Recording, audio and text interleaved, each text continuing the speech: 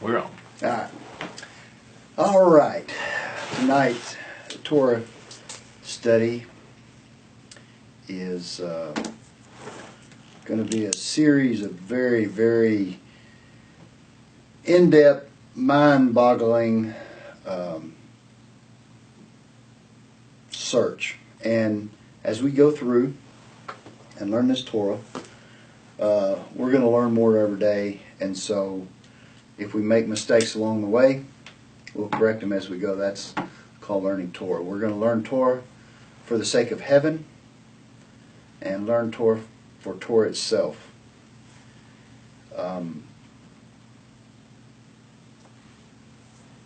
The questions that we have to fix is what's broke? Is it broke?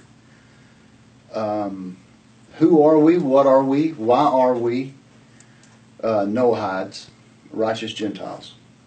I think there's becoming a separation of such things as your basic Noahide and a righteous Gentile. We have to, when we're talking the things we're talking about Talmud, we're talking about Kabbalah, we're talking about oral transmissions, and the ability to hear it. Now, some of the things that I've been going through this week, and the things that we're studying is this entire mapped out mumbo jumbo here, starting with the Ein Sof, or the infinite light, all the way down to earth. And where is the Noahide? That's my question. My question is the Jews are solid in who they are, what they are, why they are, but who are we? And what are we? And what do we have to do with the whole picture? And where are we in the body of Adam? Where are we in God? If we exist, the fact that we exist, we have to exist somewhere else. Because we have to use the preface that the end is rooted in the beginning. So if we're here now, where are we there or then? So that has to be a constant. All right? Now, I'm going to go through a few things. I'm going to call it, where's Waldo? You know, the little things you used to have, and there's a picture of Waldo, and you had to find Waldo within that whole mosaic. You know? Mm-hmm. So, for me, and our quest is, the Noahides, or the righteous Gentiles, are going to be called Waldo. So, if you hear us refer to where is Waldo, or there is Waldo, then we're trying to put our finger on who we are. We have to use metaphors. And the problem with using metaphors is people pervert the metaphor. They call it, it's this is what it is, or they call it that is what it is. And in this world, that's one thing. When you're talking about God, Hashem, the name, and Adam, Kadmon, and Adam HaRishon, and the primordial worlds, it has no bearing on this or that, because it is multidimensional. You know, it has no up, no down, no front, no back, no in, no out. It's a pulsating thing housed within God.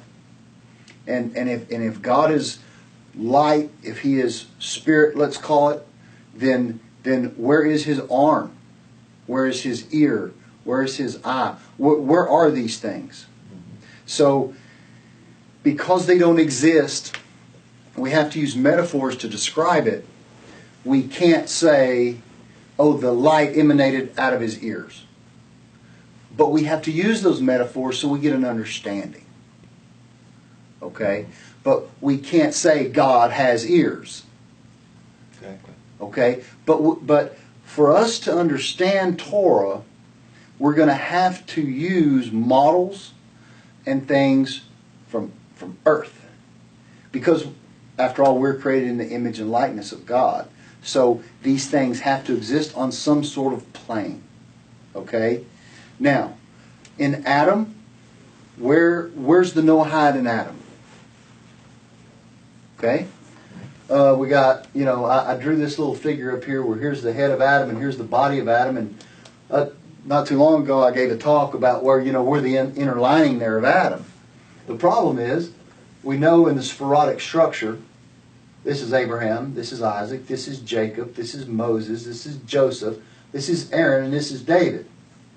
So if they're the arms, heart, reproductive system, right and left leg, and all this stuff, so if they are the body of Adam, if the Jews are Adam, who are we? Okay? Mitzvahs. Mitzvahs are done by the Jews. We have tohu, which is everything that has fallen out to the left at creation, or at the splitting of the vessels, shattering of the vessels, and then once again at Adam and Eve. And we can't say it's two different stories, although it sounds like two different stories. It's an iteration of the same story. And it goes over and over and over and over again. And so the whole Torah is this whole story revolving on a different level. Now, here's the trick. If you want to call it a trick, that's really a bad term, but we're going to understand this thing, we're going to call it a trick. The trick is, we're trying to find God in it. Where is God in Egypt? Where's God in that suffering? Because He exists in it. So where is He? And every time we find God, the story changes. It's the same story cloaked in a whole different thing. It's cloaked in world wars. What we're going to find when everything returns back to God and we look down with a higher consciousness, what we're going to see is everything was just one thing. It just had levels of iteration. There's nothing different. None of it changed. So to understand who we are, what we are, and why we are, we have to understand the very beginning, and we have to understand God. And there's nothing more in this world that He wants than for us to understand Him.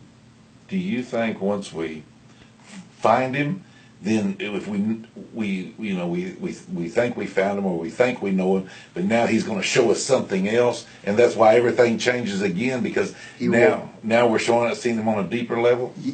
That's a very good way of putting it. It's going to be more like this. We're going to find Him, and He's going to go hide again. It's hide and seek. But you think it's getting further away? It's not. It's getting closer too. You see what I'm saying? Because you're coming from an outer point to an inner point. Okay? There's a lot of Noahides that are trying to decide whether to convert to Judaism and be a Jew. And so we're going to talk about conversion versus inversion. Because inversion is the key. If it fell in and down, it's got to invert and come in and up. And we're the key to that. So we got to see ourselves in that. The mitzvahs, we can't do the mitzvahs. We're not obligated to do. We're not commanded to do the mitzvahs. Only the Jews can do the tikkun. So, what's the mitzvahs to us? Why do we read the Omer? What benefit does it have? Why do we do Passover? Why do we do Rosh Hashanah? Where's the Noahide in that? The Torah was given to the Jews and the Jews alone, yet we have it. Why do we have it? Why do we have it in our possession? Why is Eleazar a big figure in Torah with Abraham? Why is Jethro a big figure in Torah with Moses? Why is Rahab a big figure in Torah with Joshua and the spies. And of course David and the Evanshtia. And the Gentile there, the Canaanite man that had the dome, the threshing floor. The threshing floor. All right, they're huge figures. So at some point, there's a Noahide in the mix, and so there's something that we are, and there's something that we are to do. The end is rooted in the beginning, so if we exist now, we existed then. Okay? How do we fix ourselves? There's been a discussion that before Noahides can get into this sort of teaching, this in-depth, sewed, secret level of Torah, that they have to fix themselves. So, how do you fix yourself? This is a question. And I've thought about it, and I've thought about it, and I've thought about it, and I've thought about it. How do I tell somebody to fix themselves? Because the Torah is not ours. The mitzvahs aren't ours. And that's how you fix things. But that's doing actions. That's you're being assertive. You're praying. We can't daven. We can, but is it doing anything? You know. So how do we fix ourselves?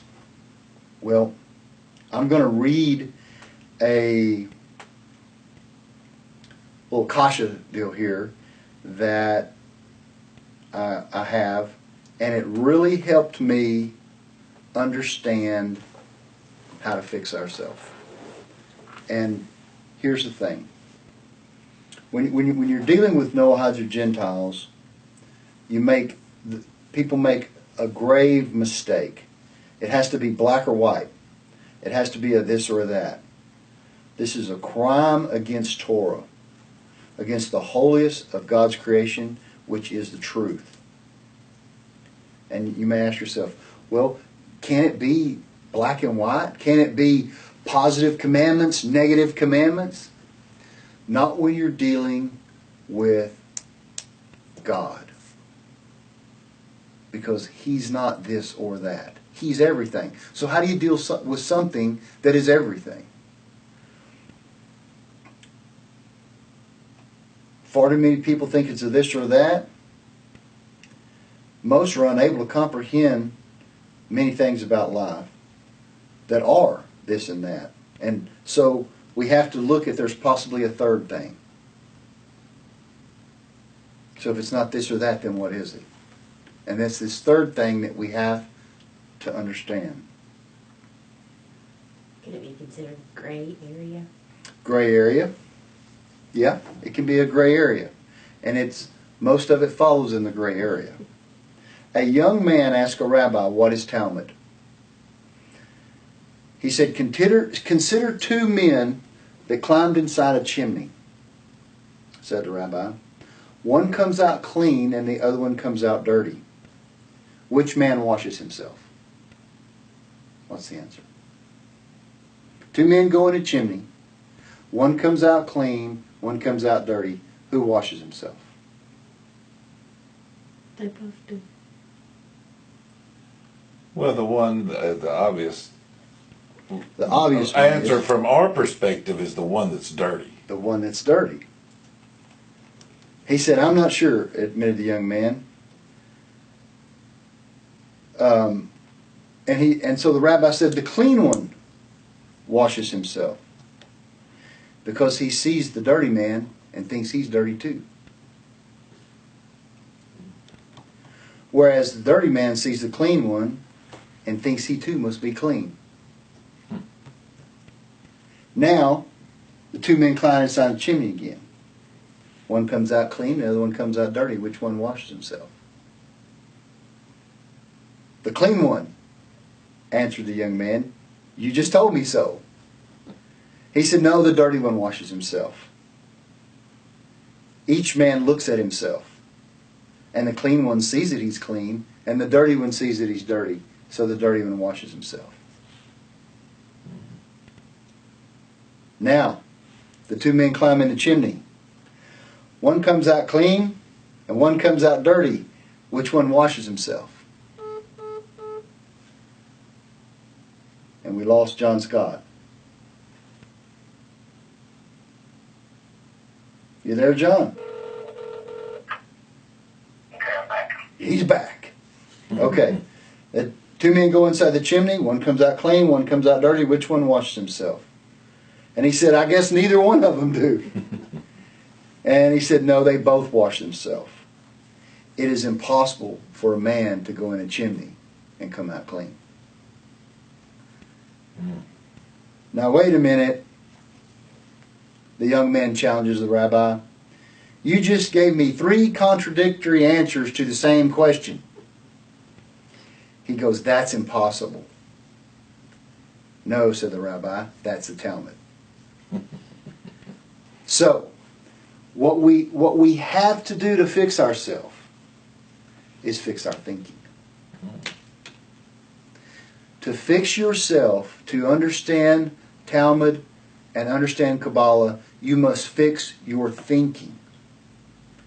You must understand that everything is in the realm of possibilities and all can happen. And you also have to tell yourself that nothing can happen. And then you have to be able to tell yourself it can both happen at the same time. And that is the hardest thing for a Gentile mind to do. Is to say, God can be here, He can be there, He can do this, He can do that, but He can't do this or He can't do that, yet He's doing it all at the same time. Okay? It's kind of like the fall of Adam, or the breaking of the vessels. So who made the mistake? Who made the mistake? Did God make the mistake? Is it God's fault they fell? Is it Adam's fault they fell? Is it Eve's fault they fell? Is it the serpent's fault they fell? Well, who created the whole thing?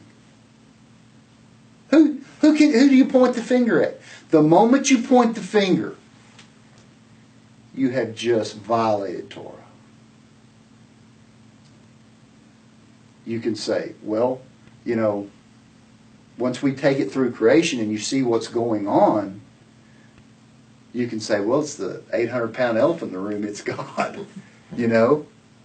But no, Adam did it. Well, no, Eve did it. And so what you have to do is you have to look at the stories within the stories of what's going on, and it's all happening at the same time. Not only that, it's happening every day we live. Over and over and over again. That's what sustains life, is the light of God. And without the fall, there would be no creation. And we're going to learn how all this, it was, we want to look at the fall as something bad. We want to look at evil as something bad. Can God create something bad? He created evil. So when you start wrapping your mind around these thoughts, and when you start thinking about all these thoughts, and when you start understanding that it's all for one reason, so God can bless creation, it can end right there. It can end right there. It's all for God to bless creation. And so if we accept that, then it doesn't shatter us. And so I have a deal that we're going to go over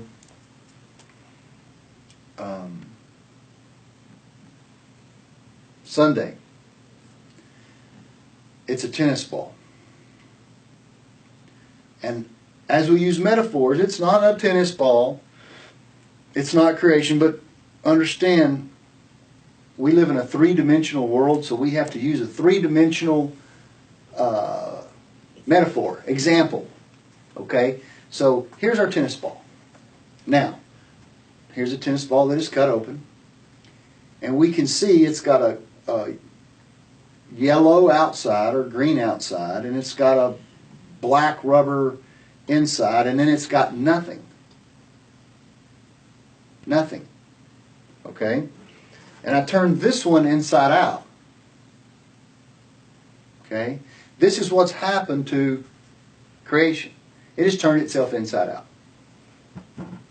It started like this. Guess what? Where the start is and where the end is the same thing. Because the end is rooted in the beginning. Now, for the sake of our example, this is Adam, Kadmon. This is everything. This is it. For this example, this is it. Okay? Where's the Noahide? Where's Waldo?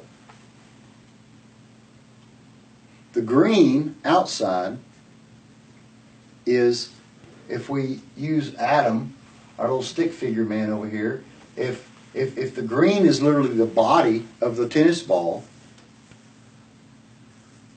there's nothing outside the tennis ball except for we have a lining in here. And then there's nothing in the middle of the tennis ball. If I put you in a room for 3 days, let's just say for a day. If I put you in a room for a day without water, could you live? Yes. Yes. If I put you in a room without food, did I say food or water? What? Water was first. Water was first. If I put you in there without food for a day, could you live? Yeah. What if I put you in there without air? No. Well, now we have a problem. Because you can't see air. You can't feel air. You can't touch air. But without air in this room, we're dead. Air is the essence of life. Now we have to ask ourselves, is air alive? No.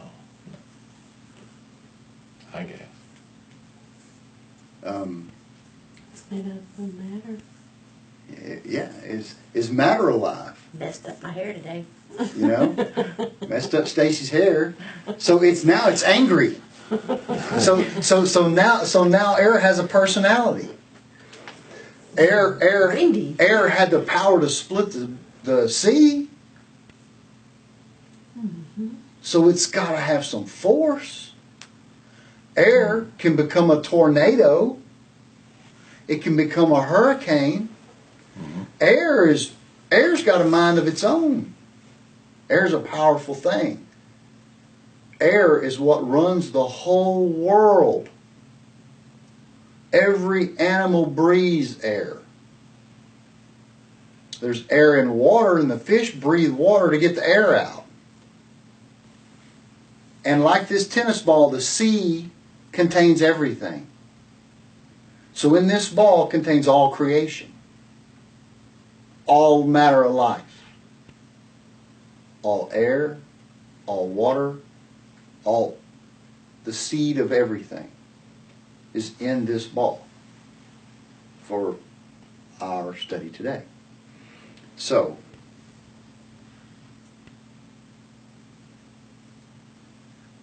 where's Waldo?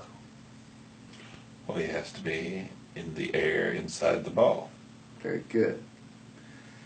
This ball, without air in it, doesn't have any shape or form. Without air, this ball has no bounce. What is a ball, Stacy, that has no air called? Flat. Or this ball is dead. Oh. You shall surely die. Okay? So for the sake of our class here, the air has been let out of the ball.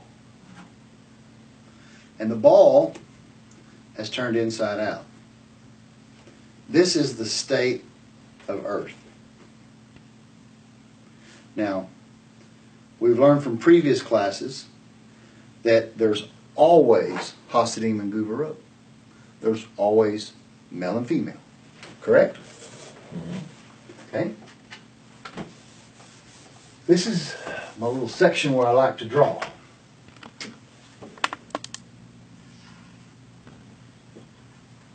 Hasidim and Guvarot. Male, female. When these things combine to make one thing, that's this. When they combine to make one thing, we just made our tennis ball. Okay? The yellow-green is the outside, because the rim of this is the rim of, when I say this, John, I'm talking about Hasidim, or Hesed, Chokhmah. This could be Chokhmah Bina, this could be Hesed Guvarot. The green on the tennis ball is the outer rim. And so when we have Huk, the dance of Hasidim and Guvarot, of all of creation, look here, I can do this. This one's green, and we'll leave that one black.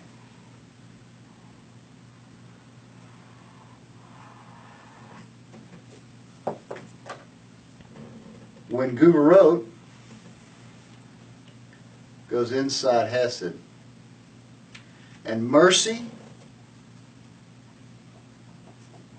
contains judgment, we have peace. Right? Is that how it works? I think so. When mercy contains judgment, we have peace. I have the whole world in my hand. Metaphor. Okay, so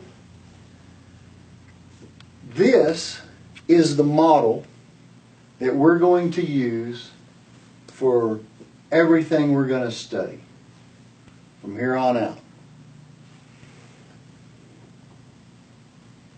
This is the state of it now. Because what happened was, I got a hole right here. And as we showed the inversion here, everything inverted and fell down. And so now you have the black side of the ball on the outside and the green side of the ball on the inside.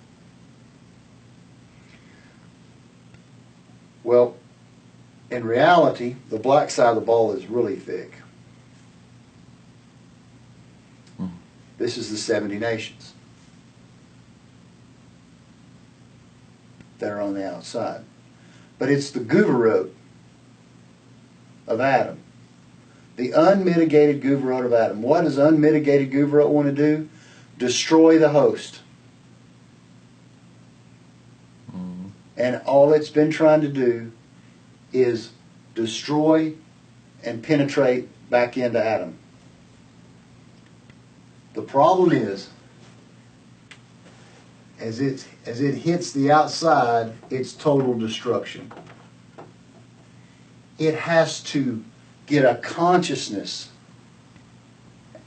and go back through the hole. Where's the hole? The Evangelia. That's the point to where it fell out. That's the da'at of Adam. So, as the outside understands it's the outside, the problem is most Gentiles think they're the chosen ones. No, we have our own Messiah. We're the chosen ones. What's Israel? We have this. We have 70 virgins. We have all these great things. We have our own religions. But there's only one religion because there's only one God. By definition, there can only be one religion. So, once we fix ourselves mentally and understand what we are, who we are, we can figure out where we belong. Okay? Now, so what does that have to do with mitzvah? When the inside understands and it can relate to the outside, the structure becomes one. It's taken on its person. It's understanding, because not that we're the soul of Israel. We are the essence of Israel. That's what the Noahide is. And if you ever learn anything in your life,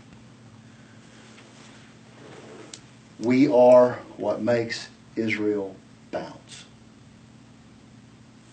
Right now, Israel is a deflated, dead tennis ball. Who is Israel? Jacob. Who is Jacob? Adam. Adam is dead. He's in a fallen state.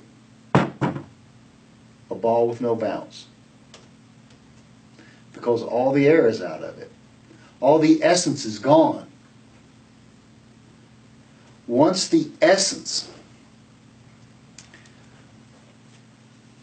understands and fixes itself, and understand it is the essence. It's not the body, it's not the soul. It is, without air, you can't breathe. Without the essence of Adam, he can't breathe either. He has no form. Only then, once we fix ourselves here, between the ears, and understand that when we do mitzvah, when we do prayer, when we do the feast, when we do all these things, that we are rebuilding Adam from the inside out. We are not the... Conversion doesn't help Adam. Only inversion does. We are what Adam needs. Adam needs us as much as we need air itself. Once we become the essence of Adam, it is that essence power that destroys Gog and Magog. What is Gog and Magog in our model? Let's say I hit this tennis ball and it went in a mud puddle. And it's got mud caked all over it. But it's caked on this side. Mm-hmm. The mud, the klipa, the outer crust of dirt is Gog and Magog. It is all tohu. This whole side of tohu. In tohu we have 974 generations. We've got all of Esau. See, Esau brings up a problem, right? Because isn't Abraham the father of the Jews? Wouldn't he the father of Esau? Yes, he is. All right. So now we got a problem. Because the Gentile countries are from Esau.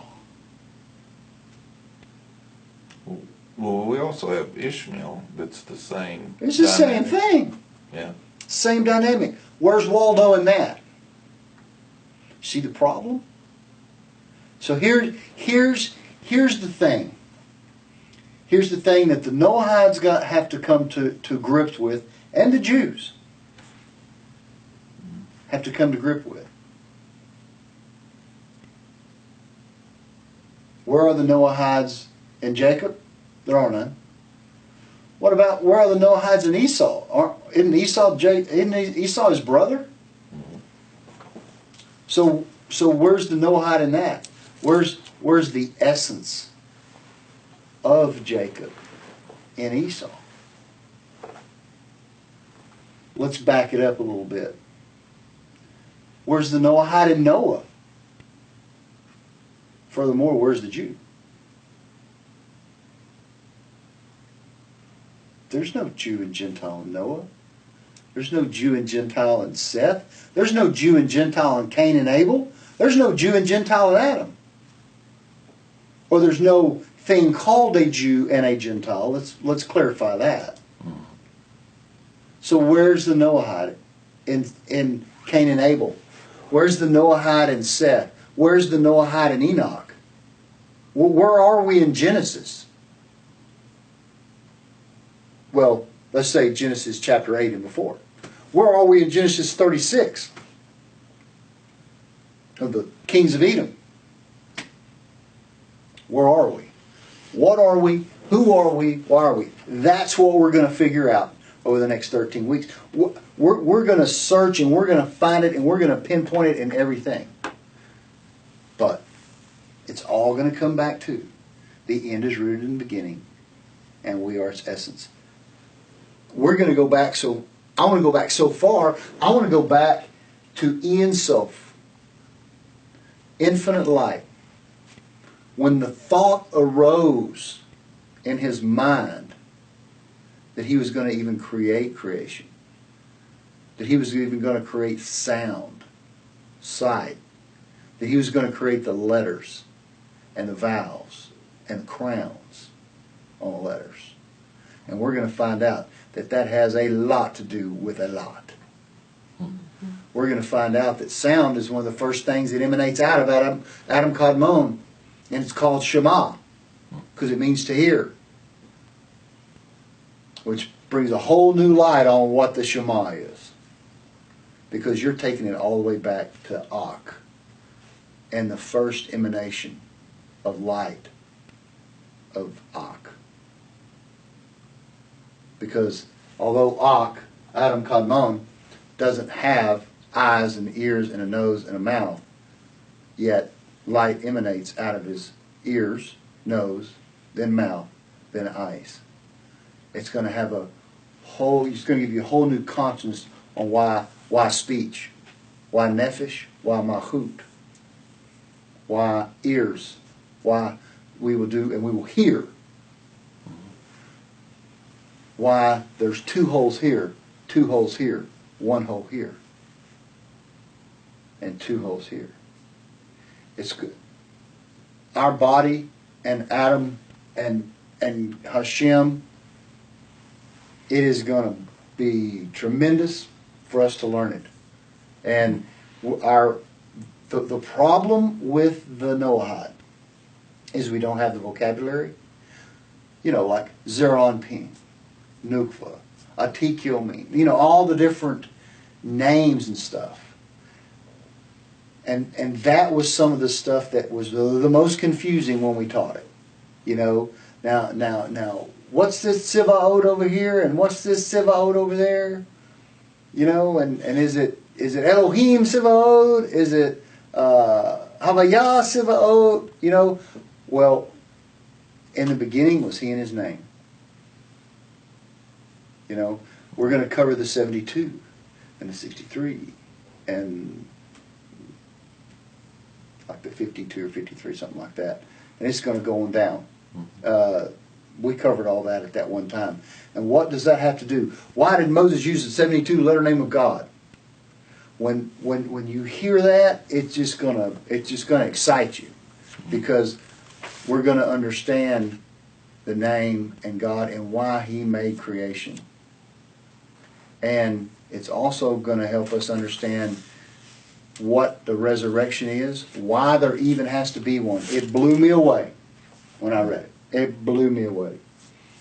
Why there's a resurrection. And then why there's an elevation. And so That's where we're going over the next 13, 14 weeks.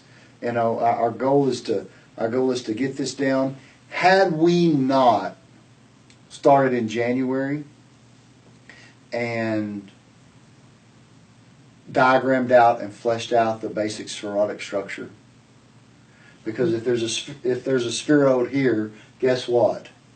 You know, we got the part Suf, and we're going to find out why there's a part Suf. And well, there's a spheroid structure here, a spheroid structure here, here, all the way up. And how God literally breathed light, you know, and would suck light back in and leave a void. And how he keeps doing this with rings and rings and rings, and how every time he sort of metaphorically breathes in light, a whole new universe is created.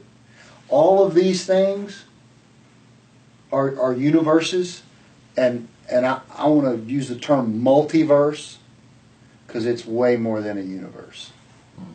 It's way more than a universe. And we are so far on the outer rim because the universes go in. Infinitely in. Which sounds crazy. But what happens is, infinitely in is infinitely out. Now, I'm going to go show you, I've got one more tool that I'm going to show right quick.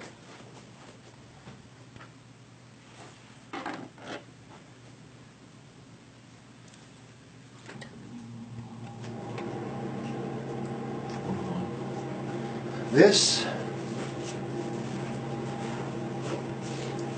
is a tube. And this is our inside-outside law. Okay? If we look at, are you cold? I am sweating. Now, to understand this tube,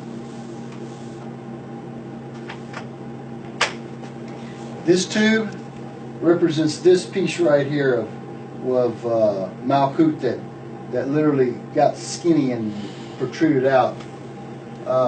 This is actually the Yesod, and here's Malkut at the bottom. This is the area of Yetzirah formation.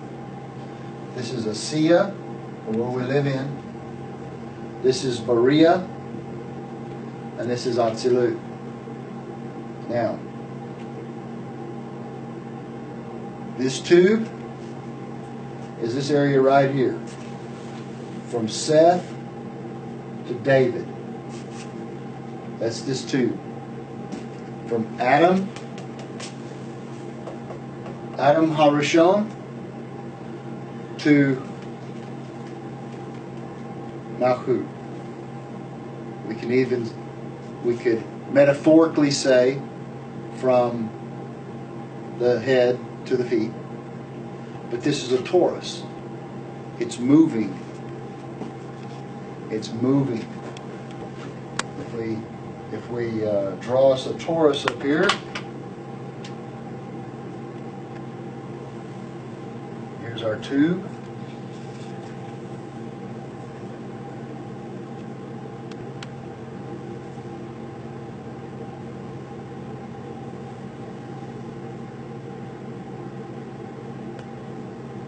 Of course, it goes this way, and this torus is moving this way, in this direction, and this direction, this direction, and this direction. It's constantly moving, like a donut. The tube here It's really where the donut hole would be. yes, is where the donut hole would be. Now, this is before the fall. If I was to push this through there, which I'm not going to do, but I'm going to simulate doing it. If I was going to push that through there and it come out over here, It'd come out on this side like that. Unmitigated guru. These things are serpents. They are upset and they are attacking anything and everything. And everything is in destruction and chaotic.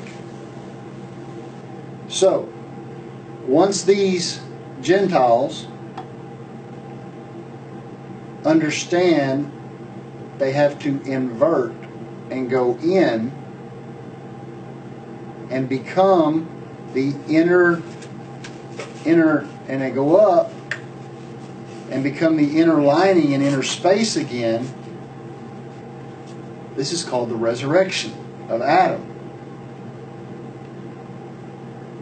So, but this thing is moving. So what's in there? Without the vacuum, the essence of the inner tube, none of it works. None of it works. Where's Waldo? Right there. We are the essence of the inner tube, of the inner of the ball, of the inner of the tube. So, you may say to yourself, oh, well, we're nothing. We're everything. Because, tell me now, where's the Noahide and where's the Jew? It doesn't exist. Because this thing is moving. You're on the inside? Where are you now? You're on the outside. Where are you now? You're on the inside? Where are you now? You're on the outside. This thing is perpetual movement. There's something that's going to happen. So could you say it is constantly this and this and this?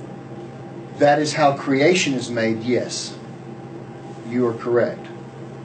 But right now it's not in a state of that, it's in a state of this. But when God creates a new creation, He does that and then does that. Exactly. Because that's the feminine. Now,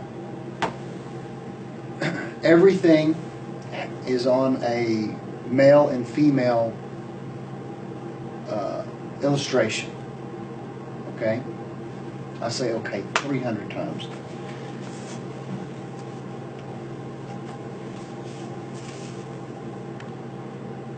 This inner tube is the inversion process that the righteous Noahides have to partake in.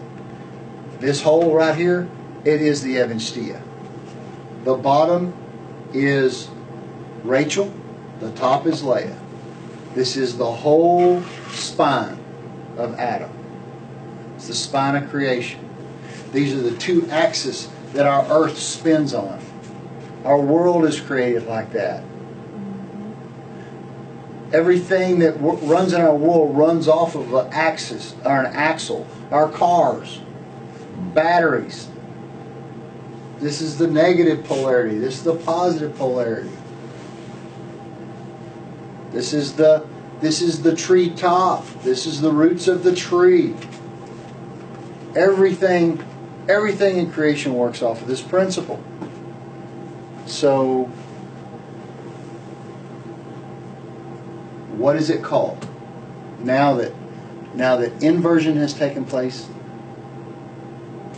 it's more than a Jew.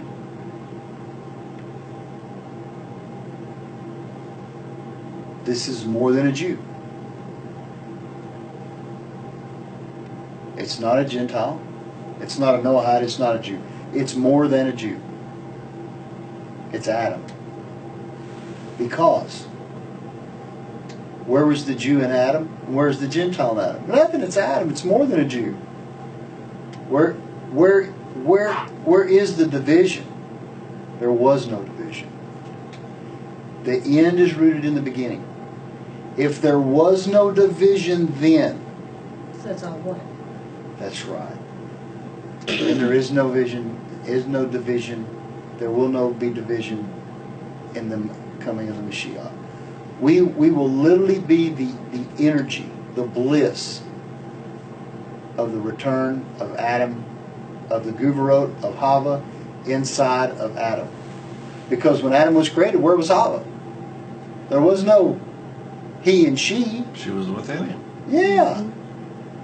They were in a state of eternal, perpetual, multi-dimensional mating. Because that's what the Ein Sof is. The Ein Sof is in an eternal, perpetual peace or supernal mating. He's creating every day. He recreates creation every day. If he didn't recreate creation every, of course, the week, that's what the whole Shabbat's about. If he didn't recreate creation every time and send his blessing through the light filters of the spherotic structure of multi-dimensional multiverse every single week, we would perish. Every single second. Every single second. So he is in constant union. Yeah. Okay? So, where's Waldo in that?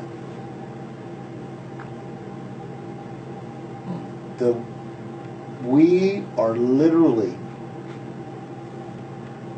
the bliss, the fuzzy feeling, the euphoria of the union. We are the spark of it. We are the energy that it gives off. Well, that would be the first time that I would be the fuzzy feeling of anything. Yeah. So when we do mitzvah,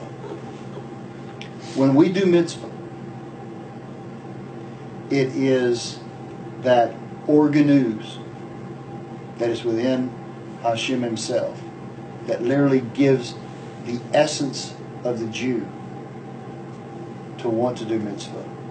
That literally brings the fuel to the rocket that brings the Mashiach. If you want to be a Noahide and do the 6 don't do's, please do that and don't mess this up for me. Because what I'm going to try to do is get in the essence, this is the secret of the scripture in Zechariah of the 2800, which is the grabbing the hem of the garment. 10 men will grab the hem of the garment of a Jew.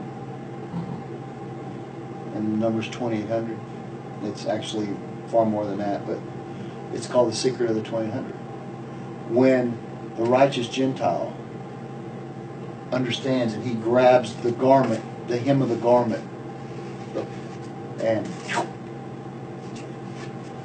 we become that bliss, that organuz, that energy that gives Adam the ball to bounce again. And when a ball has bounce, and this ball fell in the mud, and you throw it up against a concrete wall, what happens to the mud? Splatters off. That's how you break the cleat. That is the battle of Gog and Magog. The Jews, when the Mashiach fights Gog and Magog, we are that allows him to win. We are the power that he uses. It is us. Now, don't say to yourself, will we be alive? Well, of course. But don't say, well, will we know each other? Will we have arms and legs? That is so 2-dimensional, 3-dimensional. We are going to be so much more than that. What does an angel look like in this dimension? You know? Well, what does he look like in Atzilut? What does he look like in here? What does he look like here, here, here, here, here? Well, I'm telling you what, the higher you go up, the closer to God, the more powerful it is. Now, The ones that want to stay on the bottom, on the very periphery, it's like being at a concert. If you're in an outdoor concert, and the outdoor concert is in Waco, Texas, and y'all are at Hallsburg, y'all can barely hear the music. But if it's at Baylor Stadium, and you're on the front row of that concert, you can feel the music, literally. And that's where the righteous Gentile is going to be. He's not only going to be able to feel the music, he's going to be the music. But you know, if we're trying to think of this within this realm, the problem is that we can't think that it's really us that's doing it. No. Because what that is we'll get caught up into ego, and then we're not really doing anything but for ourselves. We're not doing it for creation. We have to change our way of thinking and say, God, use me as a tool, and I am here to help redeem the fallen sparks of creation, whatever that means, and in whatever capacity it means, and whatever symphony that it happens. All we have to do is understand that whether we do mitzvah or whether we don't do mitzvah, we can't line our thoughts up with his thoughts, with Adam's thoughts. How can you be the inside of something you know nothing about? How can you be the support group, the inner support of Adam, if you have no idea why you're supporting or what you're supporting or how to even support it? So it's crucial for us to understand Torah and understand the deepest levels of Torah. You know, for those who want to be a Noahide and don't want to get into vodazoa or idolatry and cause more destruction on the body of Adam, that's what the Noahide laws are for. You just stay over there and quit throwing rocks at the ball. You know? It's not made for that. You know? But as we'll see, the whole thing had to happen so that it could, so God could see himself once again. Mm-hmm. Oh, really? Yeah. Or, you know? Yeah. God is playing hide and seek with himself, and guess what? We are himself. And everything is going to return to a higher form, all consciousness. When we get to that point, what you're thinking, I'm going to know what you're thinking, you're going to know what I'm thinking. So we're looking basically as a Noahide, or, you know, as this element, we're looking for the rabbit hole that we came back out of. Is that what you're saying? We're trying to go back and reverse the fall, so to speak. Yeah. And when Adam fell out, he lost his essence too. Right. Whatever that is. Okay? Kind of like a salmon swimming back upstream, trying to make it back to its source, trying to make it back into, is that what you're... Yeah, except it's not going to die.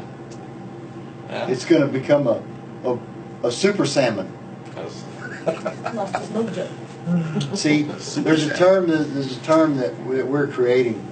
We have the 70 nations. We have the Magnificent 70.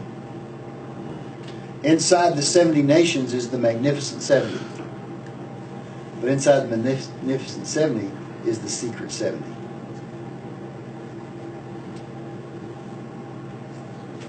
And there's going to be the 70, the Secret 70, the Magnificent 70, and it's never going to not stop. And we can't think of it as, oh, once all this happens and it goes to here, poof, it'll all be over. No, that's a long haba, haba, haba, haba. It's just going to keep going and going and going and going in ultimate bliss and ultimate. That is heaven, and we can play a crucial role is where is Waldo, and we are Waldo. And so for the next few weeks, next few months, we're gonna erase all this and we're gonna start over, and we're going to try to see where we are in each one of these things. Every time God penetrated light and removed the light to create a new layer, that's that air, that's that gap in there of bliss, of fuzziness, fuzzy feeling, of creation. There's Waldo. And we're going to see Waldo every time he creates something. There's Waldo. That's why he gotta have us. He could have destroyed us how many times? With the flip of his finger. But we're the feel good. We're the feel good. And nothing makes me feel good than to be the feel good. Yeah. Yeah. And so, to fix ourselves, we need to fix our understanding. We need to quit trying to say it's this, it's that, with no matter what it is. You know? And all the Noahides don't need to do this, the Noahides don't need to do that. They don't need to eat clean. They don't need to do this. They don't need to do that. They don't need to do the mitzvahs. The mitzvahs aren't for them, and this and that and the other. Understand that Torah was given by the Creator, and we were created by the Creator. We're inseparable.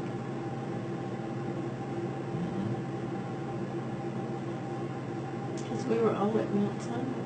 We were all at Mount Sinai. We were all in Akudim.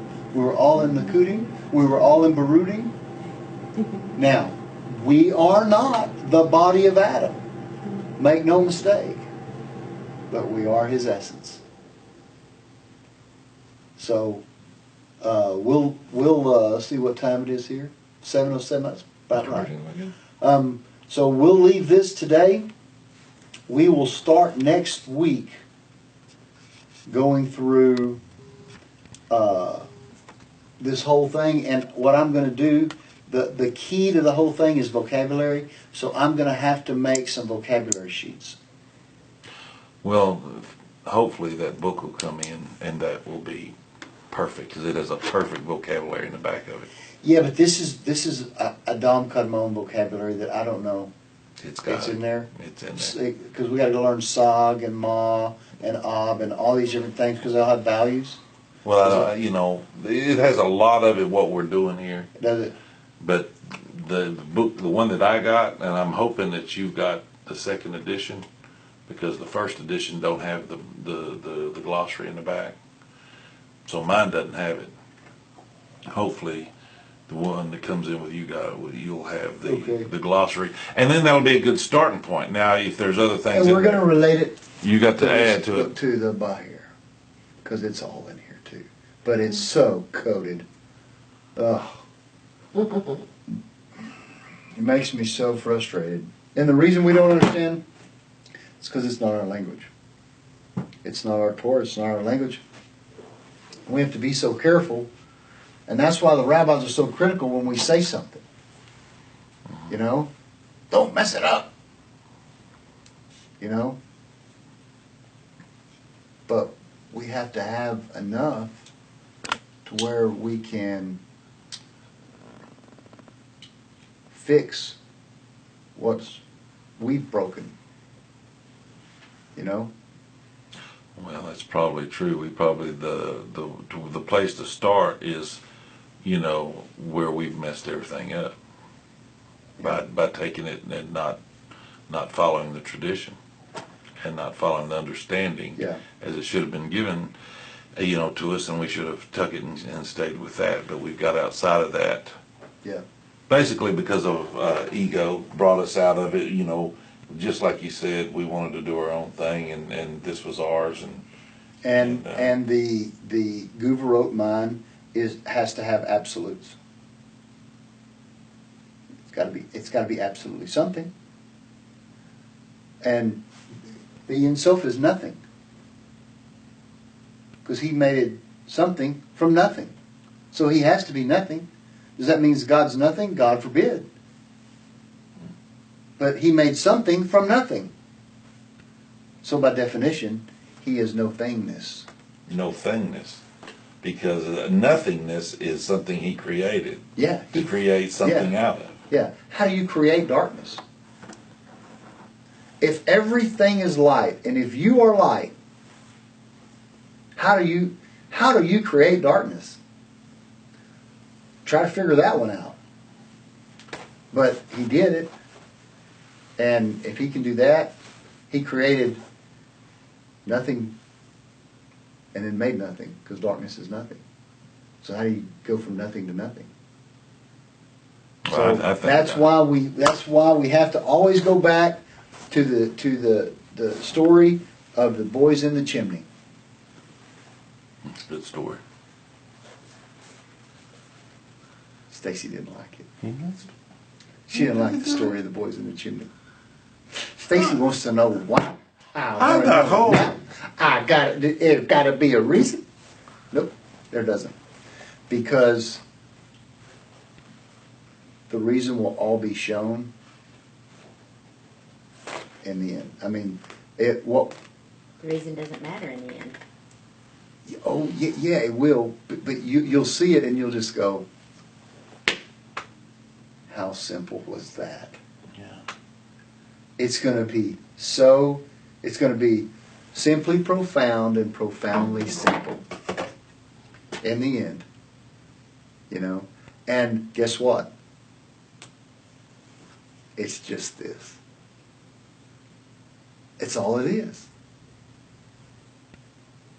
It's just this. John, when I say this, I'm holding it. What are you holding up? I'm holding a tennis ball. 10-4. All right. So you have to find out, where's Gouverot in this? Where's Hasidim in this? Where's the Jew in this? Where's the Gentile in this? Where's God in this? Where are the angels in this? Where's everything? It's all in this. This tennis ball. So I guess that's our class for today. I'm going to teach this class again on Sunday. This was kind of my dry run. And teach this class again on Sunday, because I think this is what the Noahides really need, is to start figuring out how to get inverted, how to really understand the more Torah you do, the better you are. The deeper you learn, the deeper you go in to Adam. And that's the whole thing, Exactly. So the sages are great, the Torah is great, and God is great. And we will see y'all next Wednesday. Adios, everybody.